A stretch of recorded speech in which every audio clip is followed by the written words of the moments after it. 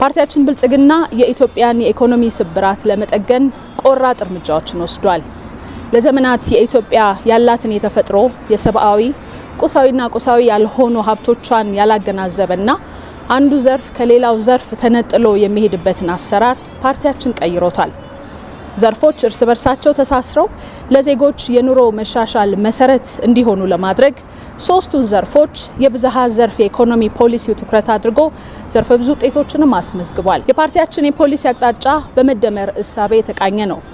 ይህም ውጤታማ ያልሆኑ አሰራሮችን ሰብሮ የሚወጣ የፈጠራ መንገዶችንም የሚከተል ነው። የማዕድን ዘርፍ ከብዙ ውስብስብ ችግሮቹ ለማላቀቅ ውጤታማ ስትራቴጂን ፓርቲያችን ተከትሏል። ሀብቱ የጥቂቶች መጠቀሚያ ብቻ ከመሆን ወጥቶ ለሀገርና ለሕዝብ ተጠቃሚነት እንዲውል አዲስ የሕግና የተቋም ማዕቀፍንም ዘርግቷል። ከወርቅ የሚገኘውን ገቢ በብዙ እጥፍ አሳድጓል። ግዙፍ አምራቾችን ወደ ስራ በማስገባት ላብነት የሲሚንቶ ምርትን በሚሊዮን ቶኖች አሳድጓል። የድንጋይ ከሰልንም በሀገር ውስጥ በማምረት ከፍተኛ የውጭ ምንዛሬን ቆጥቧል።